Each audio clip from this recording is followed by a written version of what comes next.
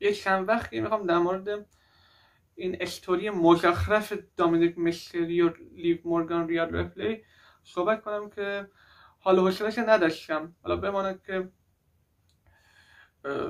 همین راه گذشته حالا به یه نتیجه حالا رسید. حالا ته ماجرا چی میشه نمیدونم، که حالا امروز قصدی ندارم که در موردش صحبت کنم. حالا وقتی که شروج ما یولیده پولیده است، داستان مسخره دامینیک میستریو لیو مورگان ریال پلی، خب وجدانی این داستان رو کی نوشته و مخاطبش چه کسانی هستن؟ کی لذت میبره از این داستان با شرایطی که دامینیک میستریو و ریال ریپلی توش قرار دارن؟ داستان اینه که دامینیک میستریو با ریال ریپلی رفاقت داره، رفاقت خاص خودشون دارن. حالا این لیو مورگانی پیدا شده، حالا یه از قبل داشته با ریال ریپلی یه ضربه‌ای به اون زده و اینو مصدوم کرده، حالا میخواد دامینیک میستریو رو از ریال ریپلی جدا کنه، اینو به قول از راه به در کنه. داستان اینه. آیا لیو مورگان موفق میشه دامینیک میستریو رو راه به در کنه؟ آیا دامینیک میستریو با نفس اماره خودش غلبه میکنه؟ نکنه یه وقت از ریال ریپلی جدا بشه؟ آخه این مزخرفات باشه. آخه یعنی چی؟ آخه این چی مزخرفاتی؟ آخه تو خندت نمیگه؟ آخه نمیگه؟ آخه به شعور توی نمیشه؟ یه مسئله الان هست که بگیم که داستان واقع گرایانه نیست. چرا؟ ریال ریپلی که تکلیفش با بادی متریوز مشخصه، دامینیک میستریو هم که ازدواج کرده، زن داره. آخه چجوریه که همچین داستانی شکل میدن؟ بعد توجیه کنیم که آقا نمایشه، بس این فیلم و سریالی که میسازن چجوریه؟ آخه کوچیکه، آخه تا هرچی بوده داستانهای کوچیکه با تلفیقی با واقعیت باشه، دنیای حقیقی و دنیای کوچیکه. مگه قبلا اینطوری نبوده؟ مگه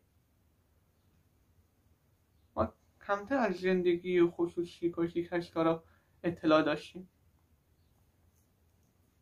حالا قدیما هم اینطوری بوده، حالا فضا مجازی نبود که مثلا براین دنیلسون با بری بلا نامزد بوده، منتها یه اسکوری درست کردن براین دنیلسون با ایجی لی مثلا نامزد بوده. موقع بعد داستاناشو میدونیم که ایجی لی رفت منیجر شده با سی ام پانک و فلان، ولی در دنیای حقیقی چجور بود؟ سی ام پانک با لیتا نامزد بوده مثلا قدیم، و تو دبلیو لیتا با ایج. حالا موقع میگم فقط اینجوری نبوده که ما بدون اطلاع داشته باشیم، یه سو استفاده میکردن. کاکشن جیلی میگم وارد قضیه میشد که دیگه سیمپان از لیتا جدا میشه با جیلی ازدواج میکنه. یعنی بعد حدود مثلا 15 سال 20 سال رفاقت بین نامزدی بین لیتا و سیمپان. یا داشتن دوره همین تریپلش استفانی مکمون که من این قبول ندارم حقیقتا، باید تلفیق با واقعیت باشه. آخه یا مثال همین جک تو سریال هیلز، خب سالها نقش کاراکتر هیل بوده دیگه، حتی خواسته اون برداشتی که تماشاشی ها اگرش دارن درست که این هیله اینو هو میکنن، همون ذهنیت رو در دنیای واقعی هم اگرش داشته باشن. حتی تو فکرم قسمت های هم اول بود یا دوم در حال رانندگیه، یه سری پسر بچه ها دارن اونجا بازی میکنن، اونا رو میبینه پرخاشگری میکنه، اونا هم بچه ها هم فرار میکنن، میگه آقا این طرف اومده، این جک فلانه. یا توی مغازه‌ای که حالا کار میکنه مشتریا وقتی میبینن وقتی سن بالا رفتار خوبی باهاش ندارن، میگن این آدم بیخودیه، بده، خشنه. همون ذهنیتی که تو کوچیک‌ها ازش دارن و خودش هم دیگه خسته شده دیگه این زندگی. قبلا اینطور رفتار میکرد که بذار کارکترش خراب نشه، بعد دیگه تو همون خسته شد. و اینم همونطور. بعد حالا خود ما این استوری رو در نظر بگیریم، صحبتش چی میکنن؟ تعهد، غلبه به نفس اماره. وای خدای من نکنه اینا با هم رو هم بریزن یا رپلی بند خدا دیگه حیف بشه. این واقعا هرچی قبول داری هم چیزی رو من متعجبم اگه کسی قبول داره. اصلا دامینیک میستریو با جاجمنت چه ارتباطی داره؟ آقا مخلقشه.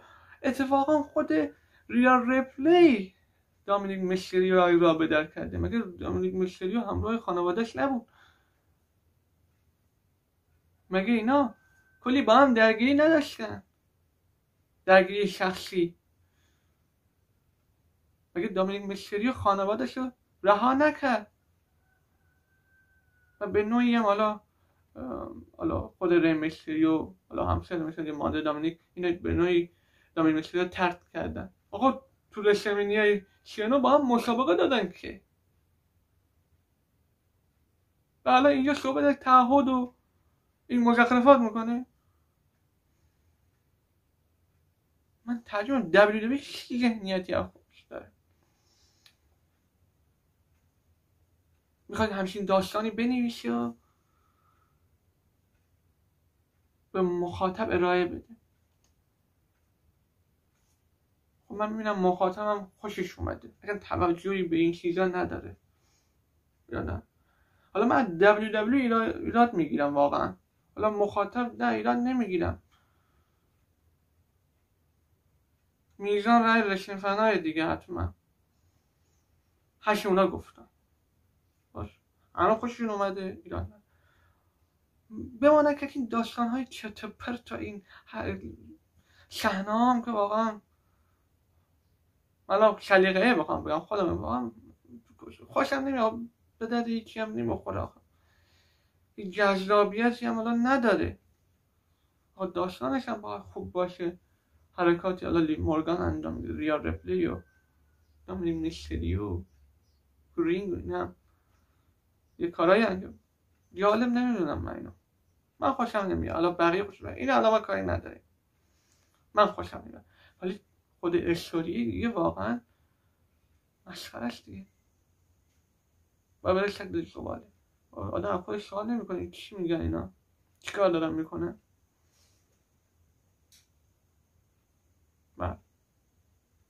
یا این داستان ماریامی و تونی اسکار ما به سری صحنه ها ما داینامایت میبینیم که جالب نمیدونم. حالا رسلینگ فنا اونو بد میدونن اینو خوب میدونن، اونو مسخره میکنن، میگن این چه افتضاحی آخر داینامایت راه انداخته و اینو میگن به به و چک چک. شما به WWE میرسه اصلا توجه نمیکنن، اونو دست میزنن تشویق میکنن، میگن خیلی خوبه این آشغاله.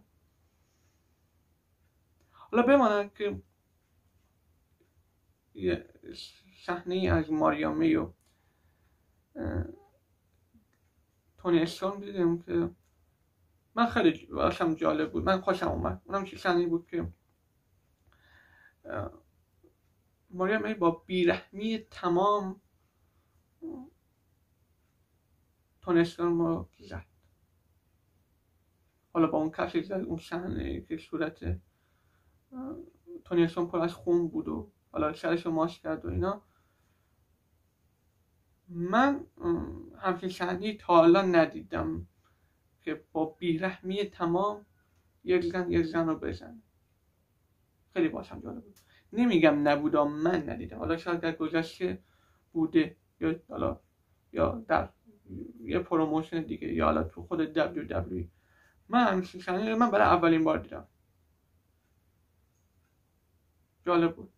در داستانش حالا من زیاد سردن نمیارم، اینا که داستانی با هم، حالا بقیه سردن میارن که خیلی خوبه، ولی این قضیه دامینیک میستریو، لیو مورگان و ریا ریپلی،